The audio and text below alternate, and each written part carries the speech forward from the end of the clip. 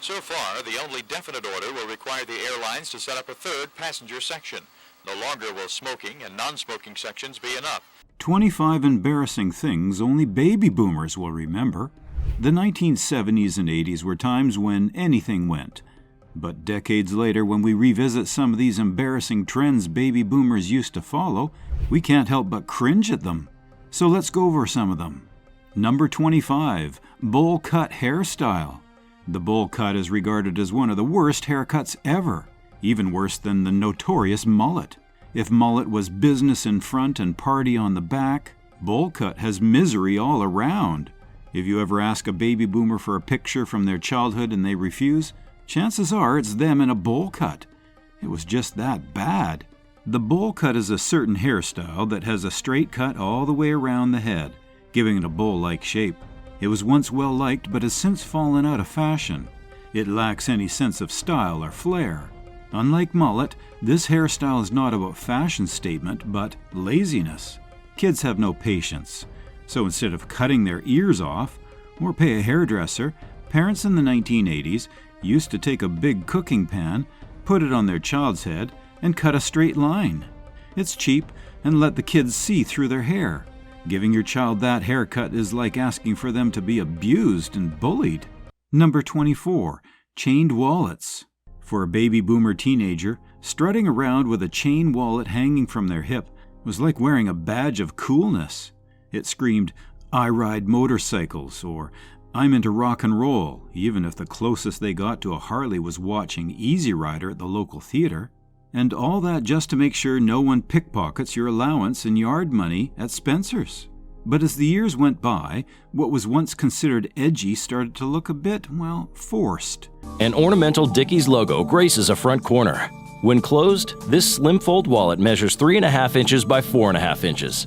By the time the boomers reached their adult years, the chain wallet began to feel like that embarrassing haircut from high school. While the chain wallet did serve a practical purpose, keeping wallets secure, it also had a tendency to jingle and clang with every step. It sounded like Marley's Ghost everywhere you went. Totally ridiculous. Number 23, pet rocks. Each pet rock came in a small carrying case, with holes to supply air, of course. You wouldn't want your rock to suffocate, would you? Pet rocks came with an instruction manual and a certificate of obedience training. Your pet rock was already trained to sit and stay. Genius. The idea was so absurdly simple that it's almost unbelievable, selling ordinary rocks as pets. Yet for a brief moment, this quirky craze took the world by storm. For baby boomers who jumped on the pet rock bandwagon, what seemed like a harmless, fun purchase at the time has, in hindsight, become a bit embarrassing. After all, it's a rock, literally a piece of stone that they paid money for. The absurdity of it all is what makes it so memorable, but also a little cringe-worthy, don't you think? Number 22, sea monkeys. If you grew up in the 1960s and 1970s, you most likely had an unusual pet. Sea monkeys became a popular option for those that wanted a real live pet that was easy to care for. For only $1.25, you could soon be looking on in fascination. You can buy a dime's worth of fish food made up of brine shrimp eggs, add water, and you can get 1.5 billion sea monkeys. At perpetually happy creatures who would simultaneously solve your childhood boredom and feed your fascination as well. What's not to like? For many baby boomers, the excitement of getting their first sea monkey kit quickly turned to disappointment. Instead of the lively, anthropomorphic creatures shown in the ads, what hatched in the water were tiny, barely visible specks. There was no magical undersea kingdom, no interaction, and certainly no smiling faces waving back at you. The stark difference between expectation and reality left many kids feeling a bit duped. Number 21, smoking in airplanes. The idea of being trapped in a metal tube thousands of feet in the air with a cloud of smoke swirling around seems almost ridiculous now, but it was the norm for decades. The concept is laughable because, of course, smoke filled the entire plane and you were breathing secondhand smoke the entire flight, whether you wanted to or not. It was simply miserable.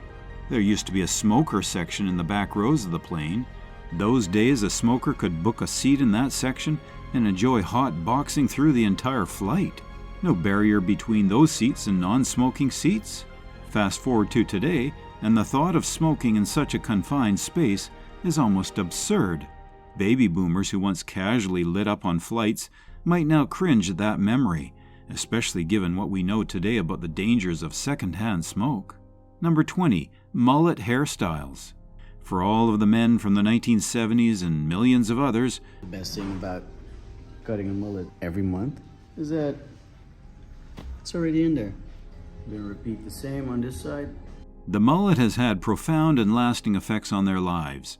Famously described as being business in the front, party in the back, and sometimes referred to as the squirrel pelt or the ape drape, the short front, long-backed hairstyle might be the most controversial cut in the history of hairstyles.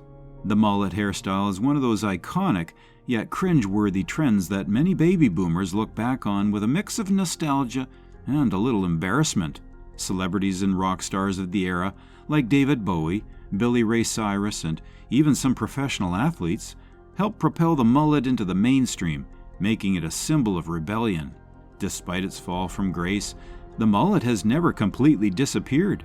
In recent years, it even made a bit of a comeback, albeit often in an ironic or self-aware way. Some people have embraced the mullet as a way to reclaim the style with a sense of humor, fully aware of its history and the jokes that come with it. Number 19.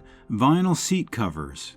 Baby boomer car owners from the 1970s may remember the infamous vinyl seats on their cars, and those leather covers that could somehow get heated enough to be able to make scrambled eggs. If you ask a Texan why they wear jeans even in Texas heat, well, these seat covers are going to be the reason why. In the summer, vinyl seats could turn into virtual frying pans. If you made the mistake of sitting down in shorts on a hot day, you were in for a painful experience.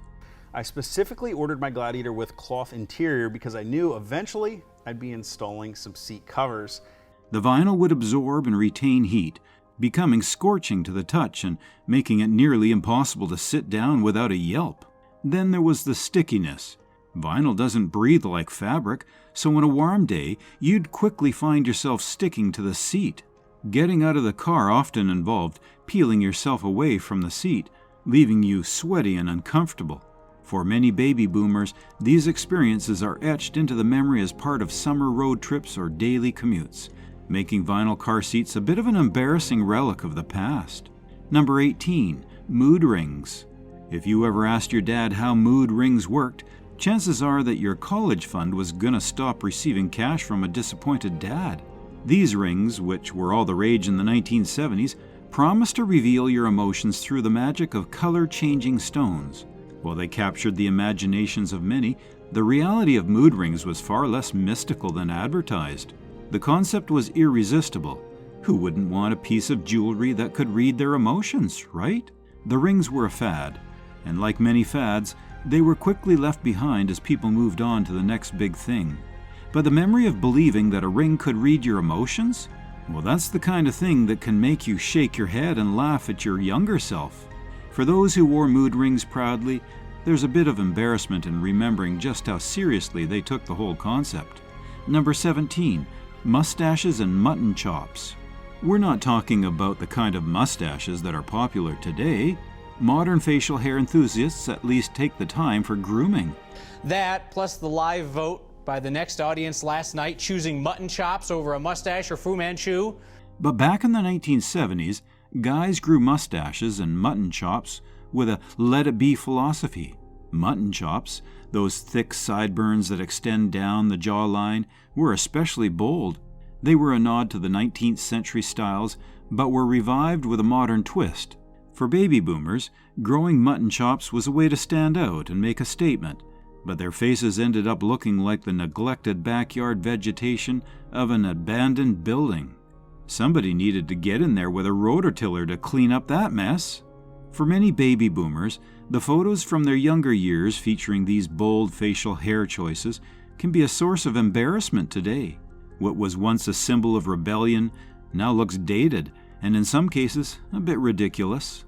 Number 16. Owning a waterbed. A mattress filled with water. Yeah, we knew this wasn't a good idea, but it was all about the motion of the ocean, baby. The reality of owning a waterbed often fell short of the dream. For starters, waterbeds were incredibly heavy and difficult to set up. They required a special frame to support the weight, and filling or draining the bed was a cumbersome process that involved a garden hose and a lot of patience. We certainly don't long for the days when you had to lug up a hose up to your bedroom to fill up your mattress. Today's air mattresses are time-consuming enough. If the bed sprang a leak, which wasn't uncommon, you could end up with a flooded bedroom, an expensive and frustrating problem to fix. As the 90s approached, waterbeds started to fall out of fashion. They were replaced by more traditional mattresses that offered better support and comfort without the hassle. As the trend faded, many baby boomers began to see their once beloved waterbeds as a relic of a past era, an era that perhaps wasn't as cool or as comfortable as they had thought. Number 15. Beaded curtains. It was like every room came with its own personal obstacle course. You couldn't just walk into a room. You had to part the beads like you were Moses at the Red Sea, only way less majestic and way more annoying. Beaded curtains are a reminder of a time when baby boomers were embracing new and different ways to decorate their homes. She had made a beautiful beaded curtain that she had hanging in her front window, and she worked on it over the course of quite a few years. But as tastes evolved, what was once seen as cool and trendy started to feel more like, well, a decorative misstep. The curtains themselves often didn't hold up well over time, both physically and stylistically, making them an easy target. Today, beaded curtains are mostly remembered as a fun, if somewhat cheesy, piece of 70s nostalgia. They occasionally pop up in retro-themed spaces or as a quirky design choice, but they're no longer a staple of interior design. Number 14. Jumpsuits. Seems like a good idea, right? A no-fuss, all-in-one garment that's great for any occasion, right? Well, don't be fooled. Jumpsuits don't look good on anyone. So, unless you're one of the original Charlie's Angels, an auto mechanic, or maybe a member of ABBA, jumpsuits are off limits. The one-piece design doesn't flatter everybody's body type. Some jumpsuits could be unflattering or uncomfortable, especially if the fit wasn't quite right. And while jumpsuits were intended to be a fashionable choice, they often looked a bit like a costume, especially in hindsight. Number 13. Creepy sci-fi shows. The TV shows Alf and Small Wonder were among the most embarrassing representatives of the 1980s broadcasting. Low budget, an absurd premise, bad scripts, and ridiculous plots are what these two shows had in common. In Alf, an extraterrestrial hand-operated puppet, 30 years ago, during the Cold War, there was an experiment. Something went wrong. They opened up a passage. crash lands in the Tanner family garage in the San Fernando Valley. He is the last survivor of his species, and he hides out in their kitchen while waiting to repair his spacecraft. Not sure where he's going since his home planet was destroyed.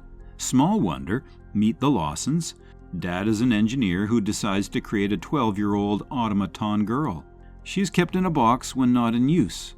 The family regularly exploits her by using her superior but undependable knowledge on get-rich-quick schemes that never pan out. But is anybody else thinking that it's really creepy that a grown man chooses to make a robot in the form of a 12-year-old girl? Number 12. Shag carpets. If people thought cleaning popcorn ceilings was bad, they never had to rake their carpet before they could clean it. Shag carpeting was everywhere and came in delightfully strange colors, though it was definitely a person with dander and dust allergies' worst nightmare. While shag carpets may have looked and felt great at first, they came with somewhat serious downsides. The long, thick fibers that made them so soft almost made them a nightmare to clean.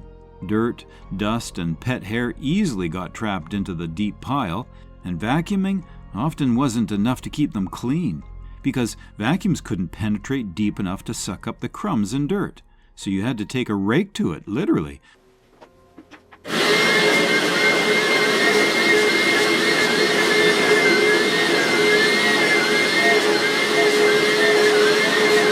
To push everything to the top so that your vacuum could do some kind of job. And then there's the cringe factor.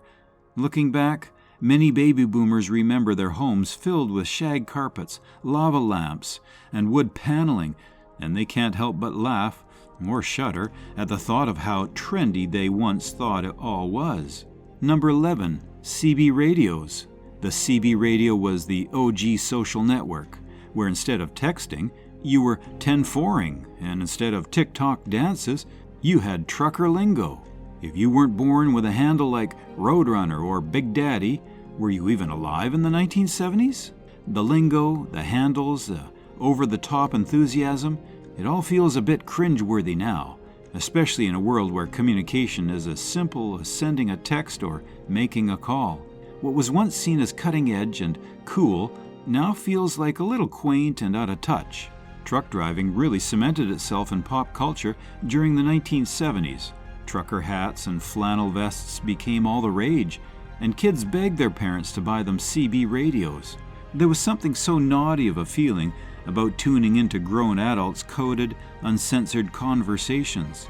Imagine explaining to your grandkids that you spent your Friday night sitting in your car, talking into a radio, using a fake name, and saying things like, "But like I said, a lot of people want to see an unboxing video or whatever. Let's just see how this thing works." Breaker, breaker, good buddy. Yep, that's a tough one to live down. Number 10, taking hours to fill a gas tank. Mention anything about waiting to get gas to someone who had lived in the 1970s, and you're sure to get some serious stink eye sent your way. With rising costs and an embargo on oil to much of the Western world, getting gas in the 1970s was an all-day affair. Remember sitting for hours in a hot car that was turned off, just waiting to roll up to the gas pump, only to get turned away because the stations were out of gas? Picture this. You're on a road trip with friends or family, and what should be a quick pit stop turns into a long, drawn-out wait. Everyone's sitting in the car, tapping their feet, while you're awkwardly stuck at the pump, trying to speed things up, except there was no way to speed it up. To make matters worse, some of the older gas stations had manual pumps, where you had to crank a lever to get the gas flowing, which added to the time. And let's not forget the cash-only transactions. If you didn't have exact change, you'd have to go inside to pay and potentially wait in line behind someone buying snacks or using the bathroom. All of this could easily turn a simple gas stop into a mini saga. Number 9, sunken living rooms. The 1970s were a neighborly time, and conversation pits were meant to encourage socializing. These seated areas sunk down a notch from the rest of the room,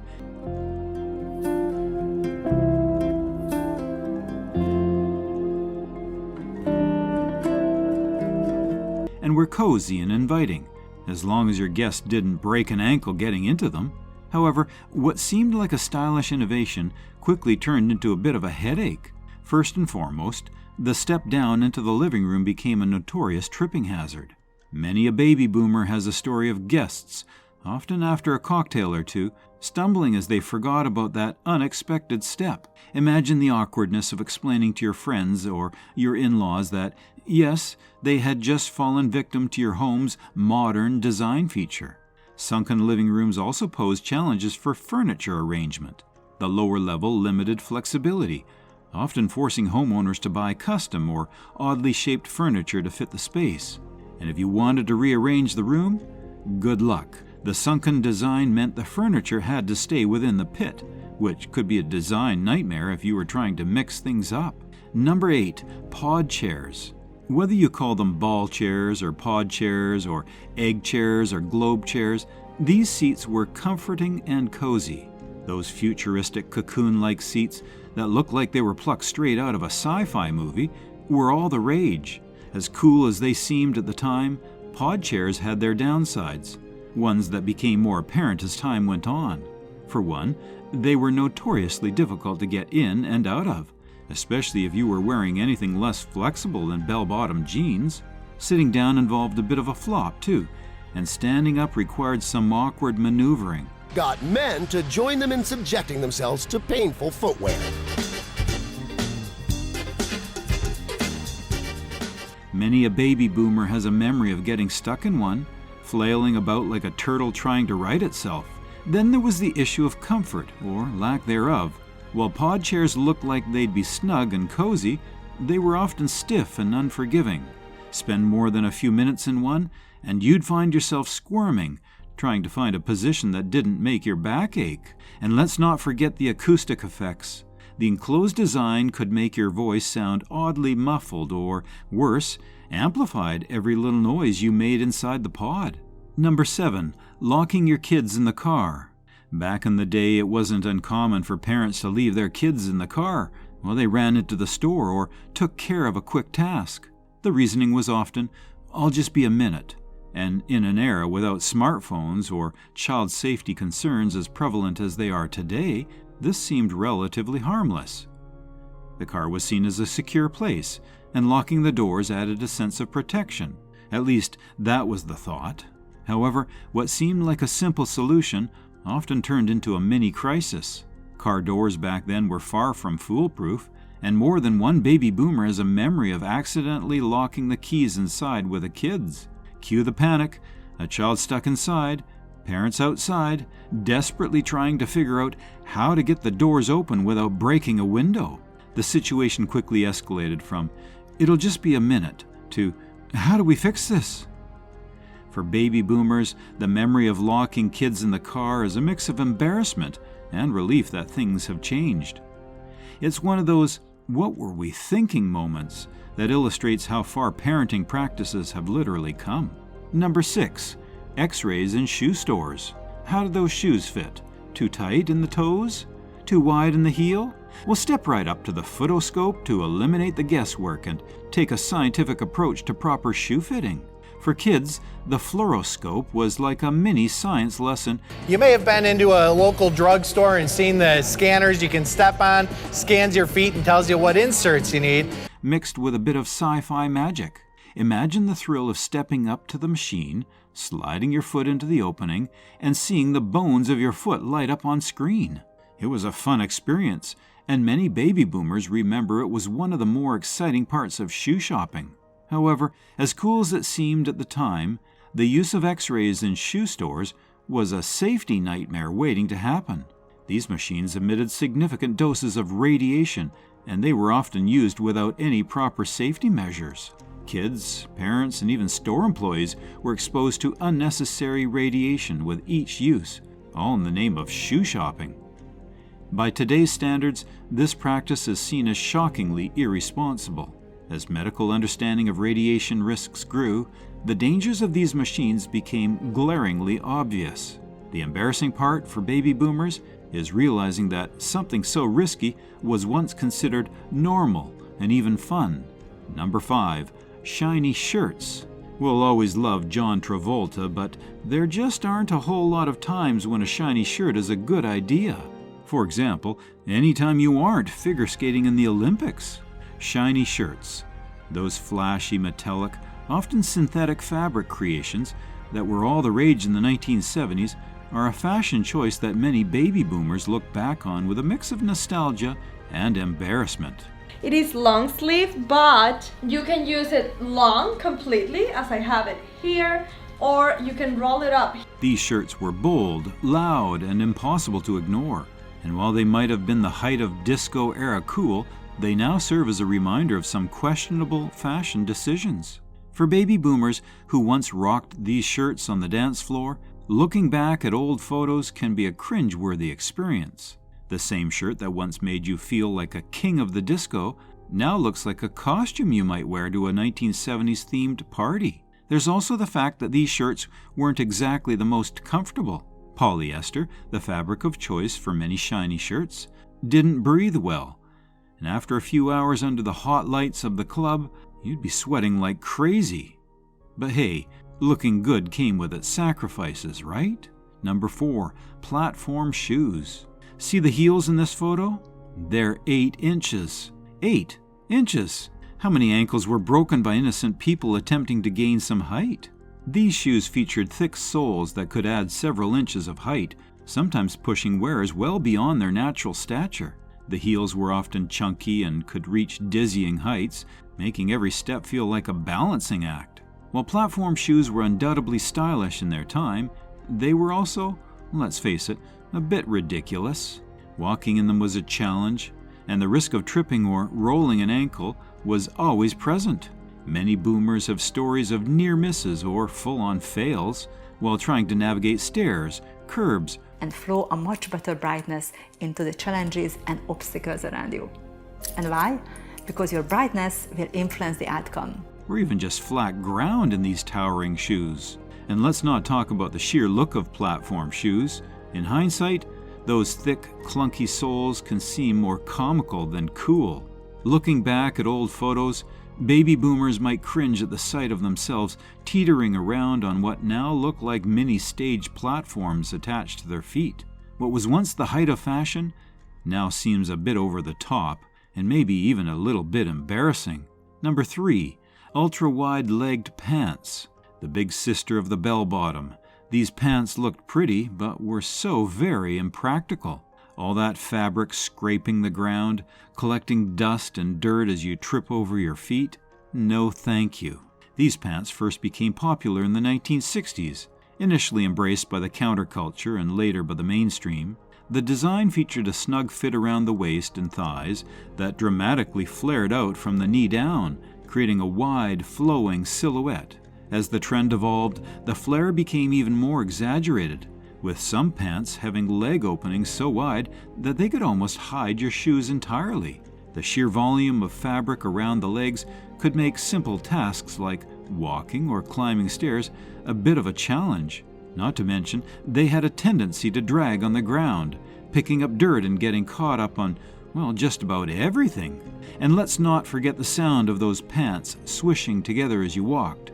Don't walk, because this is going to sell out. Yeah. This is definitely going to sell out. Now, underneath, we kept things really clean and simple, because again, we're talking about building out. Despite the embarrassment that might come with remembering those flared monstrosities, there's also a sense of pride in having been a part of a fashion era that wasn't afraid to be different. They were more than just pants. They were an expression of the free-spirited, rebellious attitudes that defined a generation. Number 2, using tanning oil. Unlike today's sunscreen, which is designed to protect the skin from harmful UV rays, tanning oil often had little to no SPF. Instead, it was meant to attract and amplify the sun's rays, effectively turning the skin into a crispy, sun-baked canvas. The result? A deep, rich tan, or more often than not, a painful sunburn. For many, those hours spent roasting under the sun in pursuit of the perfect tan have left lasting marks, literally. Wrinkles, sun damage, and even worse, skin cancer are all now common reminders of the days when sunscreen was seen as optional and tanning oil was the ultimate summer accessory. Then there's the memory of the slick, greasy feel of tanning oil, which left everything it touched. Towels, beach chairs, car seats, in an oily residue. And let's not forget the bright red sunburns that often followed a tanning session gone wrong, leaving baby boomers peeling like a snake shedding its skin. Today, the idea of using tanning oil with little or no SPF seems almost unthinkable. Women should pay particular attention to the breasts, as massaging this tissue can help drain lymph and keep the tissue healthy. Modern attitudes have shifted towards protecting the skin from the sun's harmful rays, with sunscreen, hats, and shade becoming the new essentials for outdoor activities. The deep, dark tan that was once so coveted is now recognized for what it really was, a risky and often harmful beauty trend. Number 1, heavy neon makeup.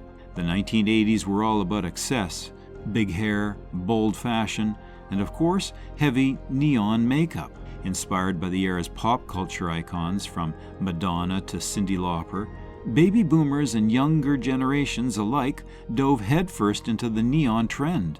Electric blues, vibrant pinks, shocking greens, and blinding yellows were just a few of the colors that graced eyelids, lips, and even cheeks. And the makeup was anything but subtle. Eyeshadow was applied with a heavy hand, often extending far beyond the eyelid to create dramatic, winged looks. Blush was bright and unapologetic, applied in streaks that were more about making a splash than looking natural.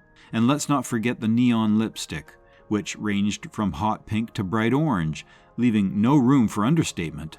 The trend didn't just embrace neon, it went full throttle, often leading to clashing colors and exaggerated looks that, in hindsight, were more cartoonish than chic. The combination of neon eyeshadow, blush, and lipstick could easily make someone look like they were ready for a rave or a Halloween party rather than a night out. These were some embarrassing things that only baby boomers can remember. If you think we missed anything, let us know below in the comments. And don't forget to like, share, and subscribe.